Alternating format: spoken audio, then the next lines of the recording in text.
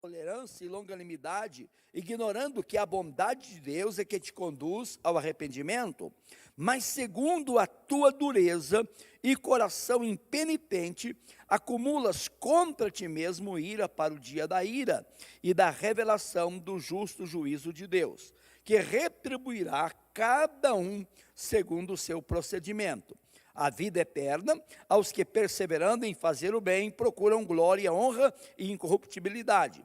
Mas ira e indignação aos facciosos que desobedecem à verdade e obedecem à injustiça. Tribulação e angústia virão sobre a alma de qualquer homem que faz o mal, ao judeu primeiro e também ao grego. Glória, porém, honra e paz a todo aquele que pratica o bem, ao judeu primeiro e também ao grego, porque para com Deus não há acepção de pessoas. Assim, pois, todos os que pecaram sem lei, também sem lei perecerão, e todos que com lei pecaram, mediante lei, serão julgados. Porque os simples ouvidores da lei não são justos diante de Deus, mas os que praticam a lei hão de ser justificados. Quando, pois, os gentios que não têm lei procedem por natureza de conformidade com a lei, não tendo lei, servem eles de lei para si mesmos. Estes mostram a norma da lei gravada no seu coração, testemunhando-lhes também a consciência e os seus pensamentos mutuamente, acusando-se ou defendendo-se, no dia em que Deus, por meio de Cristo Jesus, julgar os segredos dos homens de conformidade com o meu evangelho. Que Deus possa abençoar a palavra no nosso coração. Vamos ter uma palavra de oração, pedindo a bênção de Deus. Pai querido, muito obrigado por esses momentos que estamos aqui para estudar a Tua palavra, e nós reconhecemos o quanto nós carecemos da graça, da ajuda do Teu Espírito, da iluminação do Senhor, na compreensão da Tua palavra. Nos abençoe, ó Deus, aqui nesta manhã, neste estudo, em nome do Senhor, neste estudo, em nome do Senhor Jesus Cristo. Amém. Amém. Quando estava estudando esse texto da palavra de Deus, então, veio à mente aquelas duas parábolas que Jesus Cristo contou. A parábola do filho pródigo e aquela parábola do fariseu e o publicano que subiram ao templo para orar. E o propósito daquelas duas parábolas realmente é mostrar o equívoco dos fariseus, daqueles que se julgavam bons. Lucas capítulo 15, começa o capítulo, os fariseus censurando Jesus, porque Jesus estavam comendo com os publicanos e os pecadores. Daí Jesus contou aquelas três parábolas: a parábola da ovelha perdida, a parábola da dracma perdida e a parábola do filho, que é chamada a parábola do filho pródigo. Mas talvez o melhor título para aquela parábola seria a parábola dos filhos perdidos, porque todos dois estavam perdidos. O pródigo estava perdido fora de casa, e o filho mais velho estava perdido dentro de casa.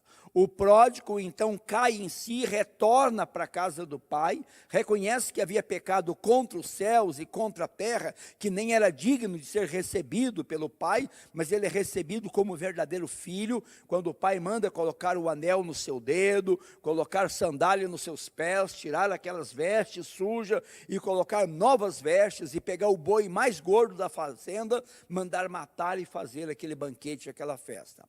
O filho mais velho, quando retorna para casa e vê aquilo, ele se sente indignado, emburrado com aquilo, ele nem quer entrar na casa. E quando o pai vai dialogar com ele, ele diz: eu estou servindo o Senhor, nunca transgredi uma lei tua, um mandamento teu, e o Senhor nunca me deu nem um cabrito para eu alegrar com os meus amigos, e vindo esse teu filho, nem chama o meu irmão, que gastou todo o seu dinheiro lá, com meretriz, o Senhor manda fazer essa festa. Quando o pai disse: meu filho, tudo que é meu é teu. Seu filho estava perdido, o irmão estava perdido, foi achado, morto, reviu, convinha que nós viéssemos regozijar. E o texto sagrado não termina dizendo nada sobre a atitude do irmão mais velho. Se ele se arrepende, se ele entra na festa, se ele não entra, porque o propósito de Jesus com a parábola é levar esses fariseus a reconhecer também os seus pecados, as suas transgressões. Ele estava na casa do pai, mas ele não tinha nenhuma comunhão com o pai. Emburrado com o pai, chateado com o pai, diz que não transgredia nenhum mandamento. A outra parábola de Lucas, capítulo 18, sobre esses dois homens que sobem ao templo para orar, o fariseu e o publicano. O fariseu orava de si mesmo, para si, diz o texto sagrado: graças te dou, ó Deus, porque não sou como os demais homens, ladrões, roubadores, adultos, nem como esse pobre publicano. Eu dou o dízimo, eu faço isso, eu oro, aquela coisa, né? E o publicano nem ousava levantar os seus olhos aos céus, mas batia no peito, dizendo: Deus, sê propício a mim, pecador. E o texto termina dizendo que esse publicano desceu dali justificado, perdoado, mas aquele fariseu não recebeu nada, porque ele simplesmente se vangloriava dos seus atos, das suas atitudes, daquilo que ele fazia, mas não tinha quebrantamento diante do Pai. Então, meus queridos irmãos, é muito interessante observar essas duas parábolas com esse texto de Romanos, capítulo 1, versículo 18 a 32, que mostra esses pecadores totalmente declarados, pecadores depravados, que fazem as coisas erradas, ainda defende, apoia aqueles que fazem as mesmas coisas erradas. Mas no capítulo 2, nós encontramos um grupo, podemos chamar assim um grupo legalista, que eles condenam essas coisas erradas, mas por causa da natureza pecaminosa que todo ser humano tem, eles acabam fazendo também as coisas erradas. Romanos capítulo 1, versículo 18, um texto começa dizendo: a ira de Deus se revela do céu, ou conforme nós estudamos aqui, a ira de Deus está sendo revelada dos céus, conforme diz o texto sagrado, contra toda impiedade e perversão dos homens que detêm a verdade pela injustiça. Então a ira de Deus está sendo revelada do céu. Agora Romanos capítulo 2, o versículo 2, está dizendo aqui sobre o juízo de Deus. Bem sabemos, olha o versículo 2, bem sabemos que o juízo de Deus é segundo a verdade contra os que praticam tais males. Lá no capítulo 1 começa dizendo sobre a ira de Deus que está sendo revelada do céu contra a impiedade, contra a perversão. Aqui no capítulo 2 agora, então, é o juízo de Deus que está sendo manifestado segundo a verdade contra os que praticam tais coisas. E vamos então começar falando sobre o juízo de Deus a esses críticos moralistas, mas que esse juízo de Deus também será inevitável, não só contra aqueles depravados do capítulo 1, verso 18 a 32, mas o juízo de Deus vem sobre esses críticos moralistas. É inevitável, então, como a ira de Deus está sendo já manifestada, revelada, não apenas a ira escatológica futura, no dia do julgamento, mas a ira de Deus já está sendo manifestada, por isso Deus entregou tais homens a toda espécie de impudicícia da carne, como diz o texto sagrado. Então agora também esse juízo de Deus está vindo sobre os críticos, sobre os moralistas, e esse juízo de Deus, segundo o texto, é inevitável. Nos versículos aqui de 1 até 4 de Romanos capítulo 2, meus queridos irmãos, nós podemos destacar alguns, preste bem atenção, alguns perigos que esses críticos moralistas enfrentam ou enfrentarão. Primeiro, meus queridos irmãos, o perigo de julgar quem quer que seja. Julgamento é uma coisa muito perigosa, meus queridos irmãos. Por isso Jesus disse: não julgueis para que não sejais julgados, pois com o critério com que tu julgas, tu também serás julgado. Com a medida que você mede, você também será. O julgamento é algo muito perigoso. Perigoso por várias razões, Mas talvez a razão maior do perigo do julgamento, porque nós julgamos às vezes muito mais pela aparência, pelos sintomas, e nós não conhecemos de fato o íntimo, o coração das pessoas. É muito perigoso. E o problema do julgamento é que nós olhamos para os problemas das pessoas e esquecemos dos nossos. Jesus falou sobre isso, lembra? Ele disse: como é que você pode tirar o cisco do olho do seu irmão se você não repara o quê? A trave que você tem no seu próprio olho. E então o que que o texto diz? Tira primeiro o quê? A trave que está no seu olho, e depois você pode, em vez de julgar aquele irmão, você ajudar aquele irmão a tirar o cisco do olho dele. Mas há uma possibilidade muito grande da gente enxergar o cisco no olho do nosso próximo, do nosso irmão, e não perceber a trave que está no nosso próprio olho. Isso é perigoso. Os fariseus eram especialistas nesse julgamento. Bom, o cara está na prostituição, o cara está nesse pecado aqui. Mas eles esqueciam que eles, por exemplo,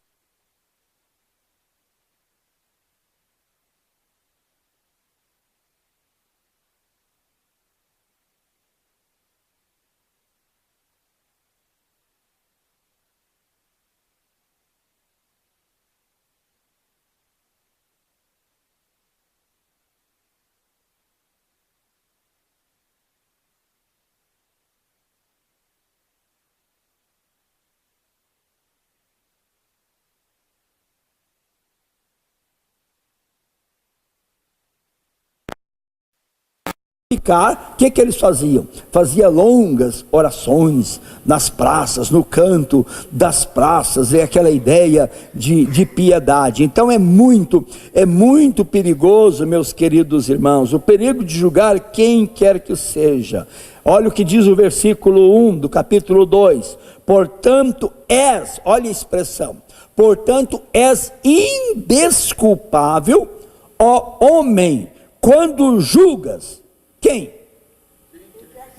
quer que seja judeu, seja gentil, seja o que for, és indesculpável quando julgas quem quer que seja, porque no que julgas a outro, a ti mesmo te condenas, pois praticas as próprias coisas que condenas. Às vezes pratica isso de maneira muito mais, vamos dizer, mais secreta, mais escondida, de maneira mais polida, não como os depravados do capítulo 1, porque os depravados do capítulo 1 perderam todo o pudor, chegaram num grau de imoralidade tamanha a ponto de mulher, com própria mulher, nós vemos lá então esse pecado, o homossexualismo, tanto masculino como feminino lá, e eles faziam aquilo, e além de fazer, eles defendiam a prática. Hoje a gente vê isso muito, né? Manifestação desses movimentos aí, essa coisa toda. Mas agora, esse grupo aqui do capítulo 2, não é gente que vai praticar esse tipo de coisa, não vive nesse padrão aqui tão depravado, podemos dizer assim, mas mesmo assim esse julgamento torna-se uma coisa perigosa, e esse indivíduo é indesculpável, quando julga quem quer que seja, pois naquilo que não julgas a outro, a ti mesmo te condenas, pois praticas as próprias coisas que condena. Daí Paulo, meus queridos irmãos, ele tem uma compreensão muito maior. Ele, por exemplo, Paulo não era um homem que nunca viveu nesse tipo de imoralidade. Ele era um fariseu, ele era um judeu ortodoxo na crença, mas quando ele tem a compreensão, por exemplo, do decálogo, ele reconhece que ele é pecador também, porque ele disse, se o decálogo, se a lei de Deus não tivesse dito, não cobiçarás, não tinha despertado em mim o quê? Toda sorte de paixão e cobiça. Então ele sabia que ele já tinha transgredido o 10º mandamento da lei de Deus, que é o mandamento contra a cobiça. Daí Tiago acrescenta alguma coisa mais sobre essa questão do decálogo. Quando nós transgredimos um dos 10 mandamentos, segundo Tiago, a gente torna culpado de quantos? De todos. Então, embora, preste bem atenção, embora não vivamos, ou essas pessoas não viviam nesse grau de imoralidade, de depravação, mas nós somos pecadores também diante de Deus. E o propósito de Romanos aqui, nesse texto do capítulo 1 até o capítulo 3, é provar que todos nós somos pecadores, embora não vivamos num grau de depravação, de imoralidade, mas nós também já transgredimos a palavra do Senhor, a lei de Deus. Há um perigo aqui também de esquecer que o juízo de Deus é algo certo, meus queridos irmãos. O versículo de número 2, bem sabemos, diz o verso 2, bem sabemos que o juízo de Deus é segundo a verdade contra os que praticam tais coisas. Então, o juízo, bem sabemos que o juízo de Deus, esse juízo de Deus é segundo a verdade, contra os que praticam tais coisas. Daí é um perigo muito grande dessa distorção espiritual, porque no que julgas, final do versículo 1 diz, porque no que julgas a outro, a ti mesmo te condenas, pois pratica as próprias coisas que condena. Então há um perigo muito grande com esse tipo de julgamento. E há um perigo aqui, meus queridos irmãos, e isso é muito bom para nós, muito importante para nós, porque nós religiosos temos às vezes uma tendência de uma falsa, vamos dizer assim, uma falsa insegurança. E Paulo aqui no versículo de número 3, ele fala sobre o perigo dessa falsa segurança. Ele diz, tu, ó homem, Olha a expressão, tu homem. Essa ideia do homem aqui é a ideia do ser humano, não é um homem no sentido masculino, não, é antropos a palavra, é o homem no sentido genérico de raça humana, de ser um homem, seja macho ou seja fêmea. Ele diz aqui, tu homem que condenas os que praticam tais coisas e fazes as mesmas, pensas que te livrarás do juízo de Deus? Você condena a coisa errada, certo? Mas você acaba fazendo as mesmas coisas. Então, por condenar, você pensa que vai escapar do juízo de Deus? De forma alguma, porque às vezes condenamos as coisas erradas, mas acabamos fazendo as mesmas coisas, não de maneira, vamos dizer assim, declarada, não de maneira totalmente debochada, escandalosa, mas às vezes o indivíduo acaba fazendo as mesmas coisas. É um negócio sério. A gente era para ficar surpreso, mas eu já estou lidando com a igreja há tanto tempo, já pastoreando há muitos anos, né? Já 40 e tantos anos, né? Só que eu fiz agora dia 1º de julho, 40 anos que eu estou em Brasília. Cheguei aqui dia 1º de julho de 1976, então completou 40 anos que eu já estava pastoreando em Goiânia antes, mas trabalhando com igreja, com pastores. Eu estive na presidência do Concílio Ministerial das Igrejas de Cristo durante 6 anos, era um mandato de 2 anos, então fiquei 3 mandatos na frente, e às vezes enquanto ele levava surpresa com alguns pastores, obreiros da igreja, ele pensava a igreja crescendo, pessoas que pregavam a santidade, de repente descobre que o camarada está enrolado com uma moça da igreja, com uma mulher da igreja, há tempo, e quando você via a pregação da pessoa, pregação incisiva, pregação dura, pregação exortando o povo, mas o indivíduo. Mas há uma possibilidade de Satanás enganar as pessoas, e elas pensam, não, eu não aceito tal coisa, eu condeno tal coisa, e por condenar tal coisa, diz, eu estou livre, mas ele esquece que ele está praticando aquilo que ele condena. Esse negócio é muito sério, meus queridos, o quê? Não, pode ser um nó na mente, né? E Paulo então aqui, ele está mostrando o perigo dessa falsa segurança. Tu, homem, que condena os que praticam tais coisas e faz as mesmas. Olha a expressão de Paulo, pensas que te livrarás do juízo de Deus? Então esse pessoal está pensando que vai escapar do juízo de Deus. Eu não faço isso de maneira debochada, de maneira pública. Eu até condeno esse tipo de coisa, mas Deus vai ser complacente. Deus vai ser misericordioso para comigo em fazer tal coisa. O texto mostra, meus queridos irmãos, que esse cidadão ou essa cidadã não livrarás também do juízo de Deus. Esse texto é muito sério. O perigo da falsa compreensão das Escrituras.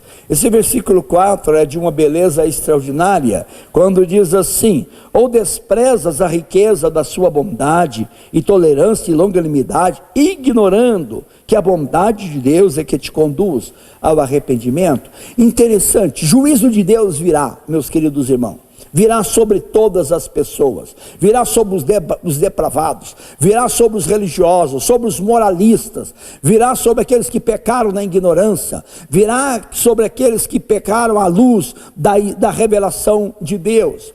Mas é impressionante como Paulo coloca esse versículo aqui, porque não é o juízo de Deus que nos conduzirá ao verdadeiro arrependimento. O que leva o homem ao arrependimento, meus queridos irmãos? Não, segundo o versículo 4 aí, o que conduz o homem ao arrependimento? O que, irmã Fátima? A bondade de Deus. Juízo de Deus é certo, juízo de Deus virá sobre aqueles que pecam de maneira declarada, de maneira depravada. Juízo de Deus virá também sobre aqueles que pecam de maneira mais sutil, mais escondida, não condenada. Mas não é, o juízo de Deus é certo, mas o que conduz o homem ao arrependimento não é saber que é um inferno, que é uma condenação eterna. O que leva o homem realmente ao arrependimento é a compreensão da graça de Deus, é a compreensão do amor, da bondade de Deus. Por isso, qual que é o centro da mensagem do Evangelho? Hein? Aonde está centrado a mensagem do Evangelho? Na boa nova. O que é o ponto culminante da boa nova do Evangelho? O quê? Amor de Deus aonde? Na cruz. Deus amou o mundo de tal maneira que deu o seu Filho unigênito para que todo que nele crê não pereça, mas tenha a vida eterna. A prova que Deus amou o mundo de tal maneira que não poupou o seu próprio Filho, antes por todos nós o entregou. A mensagem que vai ganhar as pessoas para Cristo é a mensagem do amor de Deus. É o que Paulo vai dizer em 1 Coríntios capítulo 15, versículos 3 e 4. O que eu recebi do Senhor, disse Paulo, foi o que também vos entreguei, que Cristo morreu pelos nossos pecados, segundo as Escrituras, foi sepultado e ao terceiro dia ressuscitou dentre os mortos, segundo as Escrituras. Então, meus queridos irmãos, o núcleo realmente da mensagem cristã é a cruz de Cristo. É a mensagem do amor de Deus, Deus não poupando o próprio Filho, antes por todos nós entregando. E é essa bondade de Deus que vai conduzir o cidadão, a cidadã, ao arrependimento.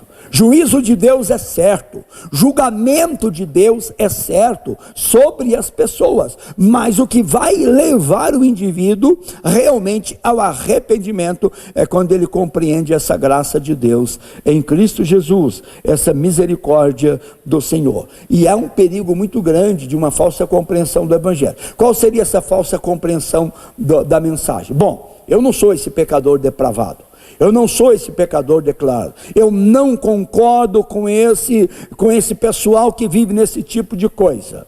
Mas, por outro lado, eu acabo fazendo essas coisas, embora não concordo, não apoio, mas eu acredito, sei lá, numa justiça de Deus, mas essa justiça de Deus vem sobre todas as pessoas. E não é isto que levará o cidadão. O medo desse juízo que levará o cidadão ao arrependimento, mas é a compreensão da graça do amor de Deus.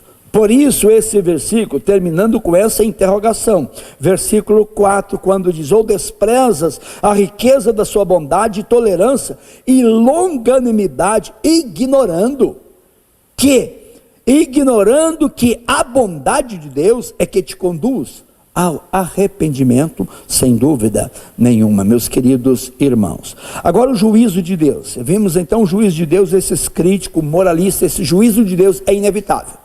O juízo de Deus virá sobre os depravados, sobre aqueles que vivem essa vida de todos aqueles pecados que nós estudamos na aula passada. Mas o juízo de Deus é inevitável também sobre esses críticos, sobre esses moralistas. Eles não escaparão também do juízo de Deus. Mas agora, a partir do versículo 5, o juízo de Deus aos críticos e moralistas é um juízo, sem dúvida nenhuma, justo. Deus age sempre com justiça, meus queridos irmãos. E nós vamos destacar então aqui nos versículos de 5 até o versículo 11 desse capítulo que estamos estudando, do capítulo 2, algumas verdades que merecem uma reflexão muito séria da nossa parte, meus queridos irmãos. Precisamos pensar sobre isso. Primeira coisa interessante aqui está no versículo de número 5. A demora do julgamento não diminui o peso da sentença. Às vezes, Deus é muito longânimo. O versículo 4 fala sobre isso.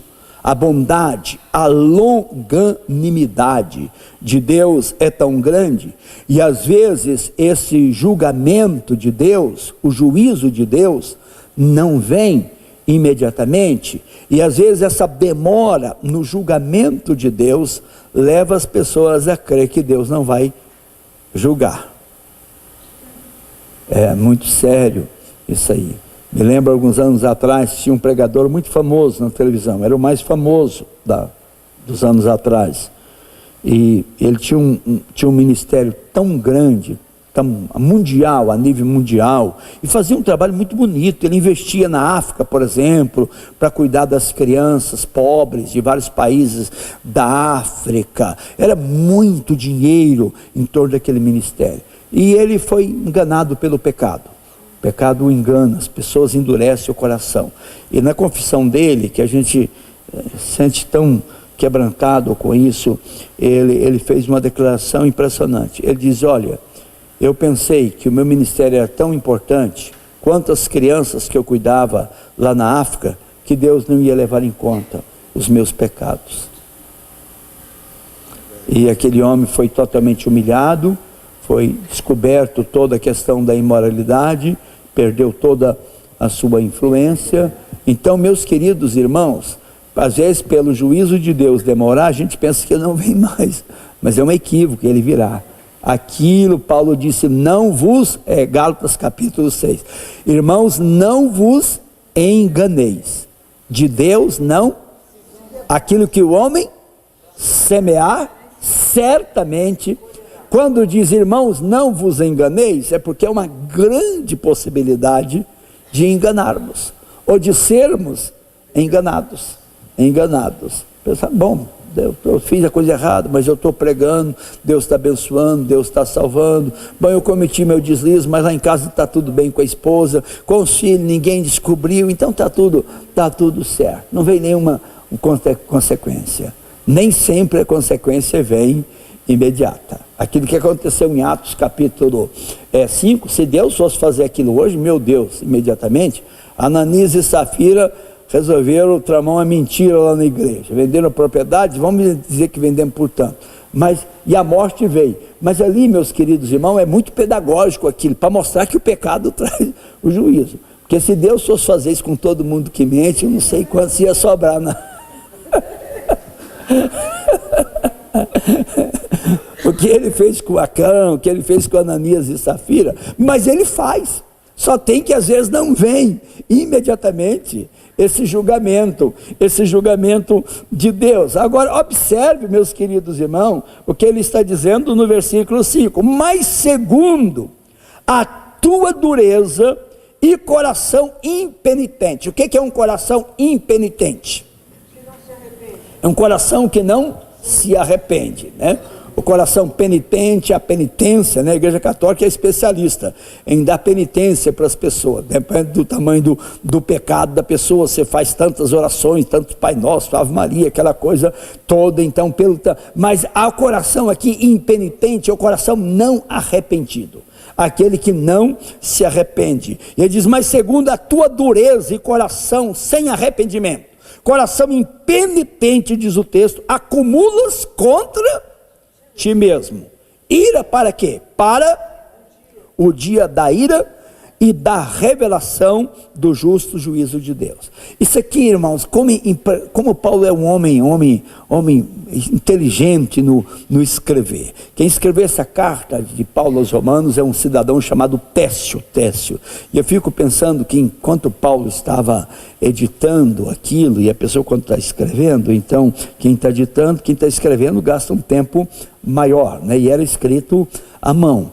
Eu fico pensando que Paulo ficava pensando em cada sentença, em cada palavra, naquilo que ele já tinha falado. É uma coisa muito trabalhada aqui, meus queridos irmãos, porque essa expressão que ele usa nesse versículo de número 5 aqui, acumulas contra ti mesmo ira para o dia da ira, porque Romanos 1:18, quando vai falar sobre aquele pessoal moral, diz que a ira de Deus já está sendo o quê?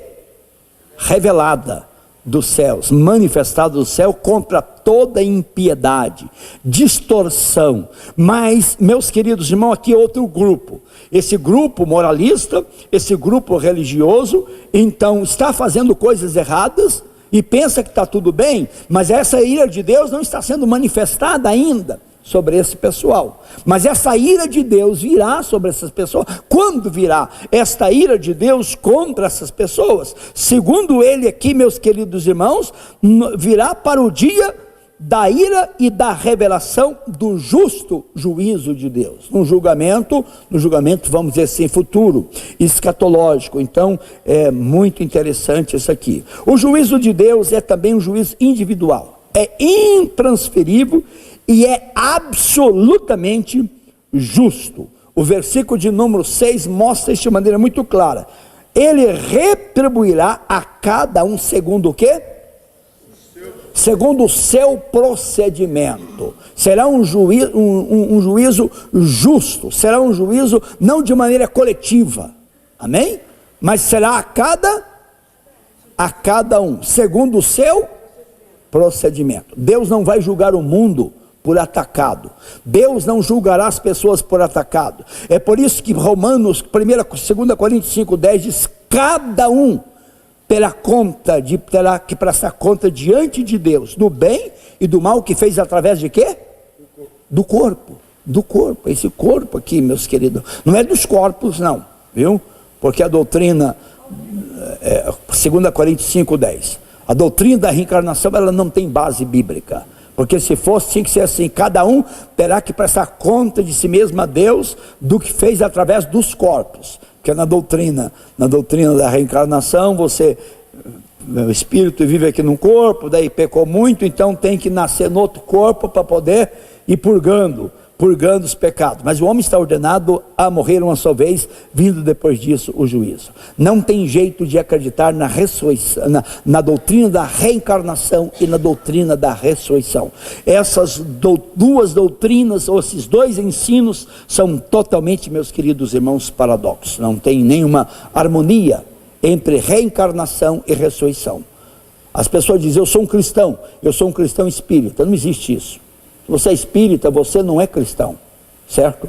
Porque a doutrina do cristianismo já dizia o credo apostólico: eu creio na ressurreição da carne, creio no juízo, creio na vida eterna. Não tem jeito de crer na ressurreição da carne e na reencarnação, porque, meus queridos irmãos, esse corpo aqui é apenas o instrumento do Espírito, e se vai então, cada um vai prestar conta diante de Deus pelo que fez através do corpo. Então, que corpo é esse? O que você viveu primeiro, segundo, terceiro ou quarto? Isso não tem base, é um engano de Satanás, a doutrina, para negar uma das doutrinas mais preciosas do cristianismo, que é a doutrina da ressurreição do corpo. E conforme diz o credo apostólico, a doutrina da ressurreição da sarx, da carne, a palavra grega lá para ressurreição. Meus queridos irmãos, 3, no julgamento divino haverá penalidade e recompensas eterna. Haverá penalidade e recompensa. Versículo 7 a 8 diz assim: que Deus vai conceder então, versículo de número 6, termina que retribuirá a cada um segundo o seu procedimento. Agora versículo 7 e 8 diz assim: a vida eterna aos que, perseverando em fazer o bem, procuram glória, honra e incorruptibilidade, mas ira e indignação aos facciosos que desobedecem à verdade e obedecem à injustiça. Então, meus queridos irmãos, nesse julgamento de Deus, sem dúvida nenhuma, haverá penalidades e haverá recompensa eterna. Recompensa para aqueles que vivem essa vida de seriedade diante da palavra do Senhor. Vida eterna aos que, perseverando em fazer o bem, procuram, diz o texto, glória e honra e incorruptibilidade. Mas a ira e a indignação a esses facciosos aqui que desobedecem à verdade, e em vez de obedecer à verdade, desobedece à verdade e obedece o quê? A adquia, a injustiça. E nós vemos aqueles frutos da injustiça na aula passada, meus queridos irmãos. Sem dúvida nenhuma, e essa é uma coisa que a gente precisa de uma compreensão, os versículos 9 e 10 precisa de uma meditação, porque aqui está dizendo, nos versículos 9 e 10, a salvação é sem dúvida nenhuma pela fé. Pela graça sois salvos mediante a fé. Mas, meus queridos irmãos, o julgamento das pessoas será segundo o quê? As suas obras, as suas ações. Nós vamos ter que prestar conta do bem ou do mal que nós fizermos através do corpo, meus queridos irmãos, certo? Sem dúvida, ninguém é salvo pelas obras, mas o mesmo texto que diz de Efésios capítulo 2, versículos 8 a 10, pela graça sois salvos, por meio de quê? Da fé. Isso não vem de vós, é um presente de Deus, é um dom de Deus, não vem de obras para que ninguém venha se glorificar. Mas depois o verso 10 diz que nós fomos recriados em Cristo Jesus para quê? Para as boas obras, as quais Deus preparou de antemão para que andássemos nelas. Então a salvação só é possível pela graça de Deus, e o instrumento é a fé, mediante a fé em Cristo Jesus. Mas o julgamento que virá sobre as pessoas, seja, meus queridos irmãos, para efeito de galardão, ou seja, para efeito de condenação, será pelas obras do cidadão, o que ele fez. Daí Deus julgará o mundo com justiça. Isso é muito interessante. Observe os irmãos, versículos então, aqui, meus queridos irmãos, versículos 9 e 10. Tribulação e angústia virão sobre a alma de qualquer homem que faz o mal, ao judeu primeiro, também ao grego. Glória, porém, honra e paz a todos aqueles que praticam o bem, ao judeu primeiro e também ao grego. Então a salvação, sem dúvida nenhuma, que ela é pela fé, isso está claro, pela graça mediante a fé. Mas esse julgamento vem, meus queridos irmãos, sem dúvida nenhuma, pelas obras dessa pessoa. Tribulação e angústia virão sobre a alma de qualquer homem que faz o mal, seja ele então primeiro judeu, como também o grego. Mas glória, porém, e honra e paz a todo aquele que pratica o bem, ao judeu primeiro e também ao grego. Interessante.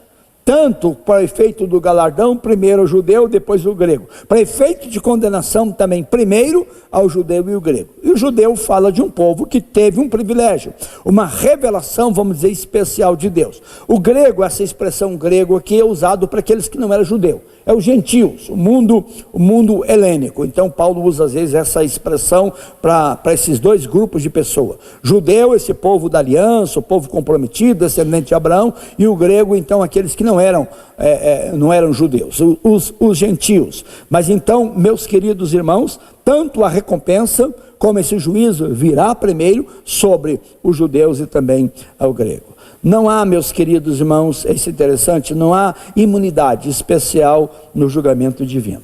Então, meus queridos, o verso 11 vai dizer claramente, porque para com Deus não há o quê? Acepção de pessoas. Deus não tem esse filho predileto. O filho predileto do Pai é Jesus. Esse é meu filho amado, em quem me comprazo. Nele tem todo o meu prazer. É o filho unigênito. É o filho, não por adoção, mas é o filho gerado do Pai na eternidade, que é Deus com o Pai. Amém? Amém. O filho é Deus também. Ele tem a mesma natureza do Pai. Mas Deus não faz acepção de pessoas. Se um judeu faz o que é mal, ele é reprovado. Se um ignorante faz o que é bem, isso tem o seu... se um crente está fazendo a coisa errada, ele cairá no julgamento de Deus. Se um não crente faz uma coisa certa, então tem louvor de Deus. Deus não faz acepção de pessoa. E é bom que seja assim, não é? Amém? Quantos estão satisfeitos porque Deus não faz acepção de pessoa? Diga graças a Deus. Às vezes, alguns gostariam que ele fizesse, mas Deus, eu sou teu servo. Deus, eu fiz aquilo errado, eu cometi aquela injustiça, eu prejudiquei aquela pessoa, eu menti, mas eu sou teu servo. Ó, meu amigo, para aí, para com isso. O que o homem semear, entendendo que aqui não está falando sobre questão de condenação, de salvação eterna e condenação eterna, mas está falando sobre a maneira de Deus julgar, o juízo de Deus. E nesse juízo de Deus não há acepção acepção de pessoas. Isso é algo precioso. Então vamos para o último tópico aqui. O juízo de Deus aos críticos moralistas é um juízo então imparcial. Imparcial. Há muitas parcialidades nos julgamentos humanos, seja de um juiz, seja de um desembargador, seja até mesmo do Supremo. Infelizmente há muitas parcialidades, meus queridos irmãos, mas o julgamento de Deus, ele é totalmente imparcial. Amém? Glória a Deus. Ali o camarada não vai conseguir pressionar pela influência que ele tem, pelo dinheiro que ele tem, pelo status que ele tem, pelo currículo que ele tem, pelo passado que ele tem, pelos amigos que ele tem. Nada disso será levado em conta. O juízo de Deus, ele é totalmente imparcial. Nada de parcialidades, meus queridos irmãos. E como Paulo vai falar sobre isso de maneira preciosa, o julgamento divino será de acordo, primeiro, com a luz que a pessoa recebeu, certo? Olha aqui o versículo de número 12. Assim, pois, todos que pecaram sem lei o quê? Perecerão. E todos que com lei pecaram, mediante lei, serão julgados. Então Deus julgará o mundo de acordo, e isso é por isso que o julgamento nosso, ele é muito perverso e muito perigoso, porque nós não sabemos de todas as coisas, nós não conhecemos, julgamos às vezes de maneira muito imparcial, né? Por exemplo, eu estava meditando sobre aquela esposa de Davi, que era filha de Saul, Mical. Aquela mulher era bem azeda. Quando Davi certa vez chegou lá da arca lá, dançando e pulando, Mical censurou Davi duramente, disse: para que baixeza, o rei estava pulando que nem um cabrito diante da serva, tinha vestido uma roupa sacerdotal, e quando ele dava um pulo, aquela roupa subia, mostrava as pernas, as coxas do Davi, e a Mical achou aquilo ridículo. Mas a gente pensa, mas que mulher perversa aquela. Mas quando você estuda a história de Mical, ela tinha tanta razão para ser amargurada. Razão assim, humanamente falando. Primeiro, Davi dá Mical para casar Saul dá Mical para casar com Davi, para quê? A intenção era matar Davi. Bom, eu vou dar sua filha para casar comigo, se você for lá e pegar não sei quantos prepúcios dos filisteus lá, ele diz, 100 prepúcios de filisteu. Então você vai lá, e Davi diz, Saul pensou, quando ele for, então os filisteus matam ele, eu estou livre desse homem. Ele não queria dar, ele tá negociando a filha, meus queridos, como se fosse um objeto. Davi está com Deus, vai lá, em vez de buscar 100 prepúcios, parece que buscou 300, 200, o dobro então. Então casa, mas depois de casado, Saul quer matar, deixar a filha dele viúva, quer matar o camarada. Depois Davi tem que fugir, o que o Saul faz? Dá Mical para casar com outro homem. E parece que o segundo marido de Mical era melhor do que Davi, pelo menos mais amoroso com a esposa, porque daí Davi vence a guerra, daí diz, vai buscar a minha mulher, mas a mulher está casada com outro homem, e quando vai buscar, agora Davi é rei, o homem fica chorando, porque o homem é apaixonado por Mical. Então, meus queridos irmãos, Mical tinha muita raiva de Davi, raiva, porque ela foi usada como objeto, não como ser humano. Foi usado como objeto pelo pai, foi usado como objeto pelo esposo, por Davi, e o único homem que tratou ela bem, certo, que foi o segundo marido que ela arrumou. Então o rei manda buscar, não quer nem saber, a mulher é minha, e o homem vai chorando atrás, apaixonado pela mulher. Vivia bem com a Mical, porque ela foi tratada como gente. Mas no meu julgamento, mas Mical, como é que trata Davi desse jeito? Porque nós não sabemos de tudo. Quando Deus for julgar Mical, ele vai levar em conta toda a história dela. Por isso que o julgamento é alguma coisa perigosa, porque nós não temos todos os detalhes. Nós não conhecemos, meus queridos irmãos, toda a história, né? Um juiz, um tribunal, ele procura, por exemplo, né? O cara cometeu um crime, Mas crime foi um crime pensado, foi um crime programado, ou isso premeditado, ou isso foi uma coisa impetuosa do homem. Mas o juiz desse mundo, o jurado que está lá, eles não conhecem todos esses detalhes. Ele é levado pela eloquência do promotor de acusação ou pelo advogado de defesa, né? Dependendo da oratória, da verbosidade do cidadão lá, ele julga mais por isso. Mas no julgamento de Deus não tem isso, meus queridos. Por isso a coisa é séria.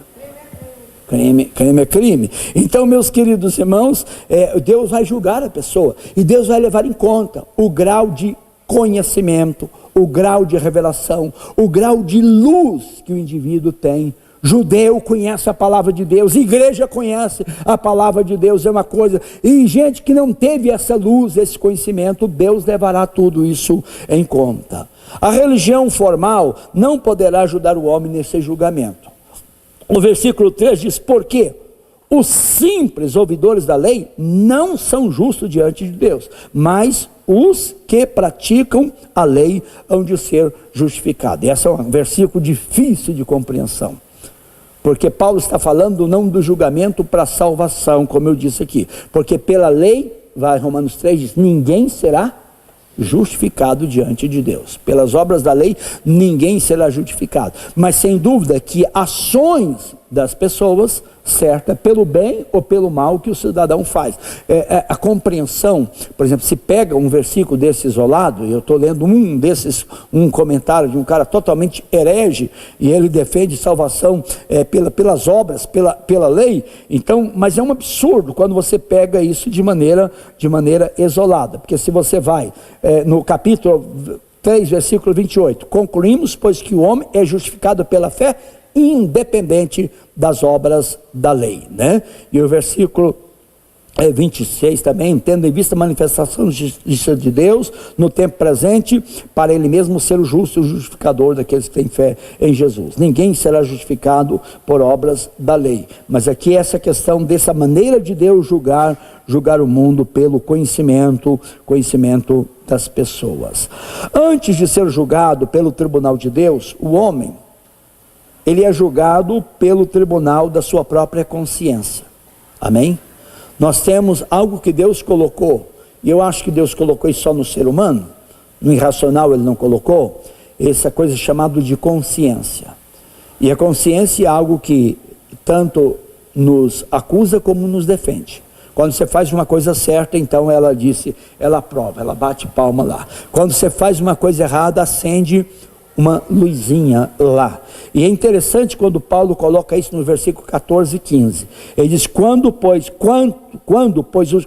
os gentios que não têm lei procedem por natureza de conformidade com a lei, não tendo lei, servem eles de lei para si mesmo. Estes mostram a norma da lei gravado no seu coração, testemunhando-lhes também o quê? A consciência e os seus pensamentos, mutuamente, acusando-se ou defendendo-se. Então, meus queridos irmãos, então, além da lei, vamos dizer, escrita, além dessa lei moral, há uma lei, meus queridos irmãos, há uma consciência aqui, e nos pensamentos que então acusa ou defende a pessoa dos seus atos. Às vezes pensamos, mas o coitado de uma pessoa lá, um índio, não tem nem conhecimento, mas ele sabe o que é certo e o que é errado, irmãos. Sabe o que é certo, o que é errado. Então Deus, Ele conhece os pensamentos, Ele conhece a consciência, daí ninguém, meus queridos irmãos, fica sem culpa diante de Deus. E terminando, nosso tempo está terminando aqui, o julgamento, no versículo 16, o julgamento de Deus abrange até mesmo o fórum mais íntimo da pessoa. Olha o verso 16, no dia em que Deus, por meio de Cristo, julgar os segredos dos homens de conformidade com o meu evangelho. Deus julgará o segredo dos homens. A Bíblia diz que aquilo que a gente fizer no interior da casa lá, será proclamado nos alto-falantes. Deus sabe de tudo. E nesse versículo 16 aqui, há 4 verdades, meus queridos irmãos, sobre esse julgamento de Deus. Primeiro, Deus já marcou o dia do julgamento. Amém? No dia em que Deus julgar. Deus tem um dia que Ele julgará o mundo com justiça. Atos 17 diz que Deus então já elegeu, já escolheu um varão, ressuscitando dentre os mortos, no qual julgará o mundo com justiça. Deus tem, eu não sei quando, mas há um dia que todos terão que enfrentar o juízo de Deus. Deus já nomeou o juízo então do julgamento, né? Julgará no dia em que julgar, no dia em que Deus julgar, por meio de quem? De Cristo. Deus vai julgar o mundo através de Jesus. Esse Jesus maravilhoso, que hoje é o nosso advogado junto ao Pai, é o nosso advogado aqui pelo Espírito Santo, mas um dia o mundo vai ter que encarar Jesus não como advogado, mas como juiz dos vivos e dos mortos.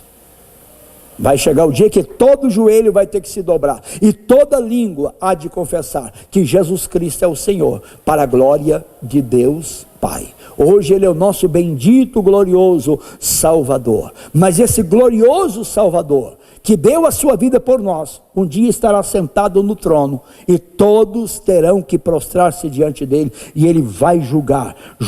Deus julgará o mundo através de Jesus Cristo, e Deus já definiu também a abrangência desse julgamento aqui. Vai julgar o quê? Os segredos dos corações dos homens, amém? Não vai julgar pela aparência, amém? Ele vai julgar lá o segredo do coração de cada um. Por isso a Igreja Católica me ensinava quando era menino, que a gente peca por obras, pensamentos e palavra. Essa ideia de pecar por pensamento, alojar um pensamento ruim, fazer fantasia, o que olhar para uma mulher com intenção impura no coração e fazer pensamentos ali, fantasiando a coisa, já, disse Jesus, já adulterou com ela. O homem peca. Deus julgará então o quê? Os pensamentos. Porque para o judeu o pecado é fazer, certo? É a prática, é a obra. Mas na visão do apóstolo São Paulo, não é simplesmente, Paulo não fazia, mas ele sabia que tinha pecado, porque a lei disse não cobiçarás, e quando a lei disse para ele não cobiçará, despertou por causa da natureza pecaminosa, toda sorte de paixões e cobiças no coração. Mas Deus sabia então do pensamento. Meus queridos irmãos, e Deus já estabeleceu a referência do julgamento. Deus julgará de conformidade, disse Paulo, com o quê? Com o meu evangelho. O evangelho é de Cristo, mas Paulo viveu tanto, incorporou tanto o evangelho, que ele chama o evangelho de Deus, o evangelho de Cristo, de também o meu evangelho, porque ele vive esse evangelho. Você pode olhar para o evangelho e dizer, o meu evangelho, amém? É o evangelho de Cristo Jesus, o Senhor da glória. O que Paulo está mostrando, meus queridos irmãos? Julgamento virá, não é só sobre os depravados, não é só sobre os imorais, não é só sobre os homossexuais, seja o lesbianismo, seja o homossexual masculino, seja o que for, meus queridos irmãos. O julgamento de Deus virá também sobre os moralistas, sobre aqueles que se dizem bons, sobre aqueles que julgam, sobre aqueles que reprovam, sobre aqueles que não fazem de maneira declarada, mas que de maneira mais secreta, às vezes comete os mesmos atos. Ninguém escapará, porque Deus não julgará segundo a aparência, Deus não julgará de maneira parcial, Deus julgará de maneira imparcial, Deus julgará não pelo que nós vemos, mas pelo que Ele sabe no pensamento, no coração do ser humano. Paulo está mostrando isso aqui, meus queridos irmãos, com um propósito. O propósito é mostrar que todos são pecadores e que só tem uma esperança para o ser humano: ir para Cristo Jesus, o Senhor da glória. Amém? Deus nos abençoe. Pai, muito obrigado por esses momentos de estudo da Tua Palavra, por mais este parágrafo da Escritura que pudemos examinar aqui nesta manhã. Nos abençoe na continuação deste estudo, Pai. Abençoe-nos, ó Pai, de maneira que cada dia possamos nos voltar mais e mais para o nosso bendito Senhor e Salvador das nossas almas. Não há esperança para ninguém longe de Cristo Jesus. Ó Deus, nos abençoe em nome de Jesus. Amém. Amém. Pessoal, pode preparar aqui. Eu tenho 5 minutinhos, se alguém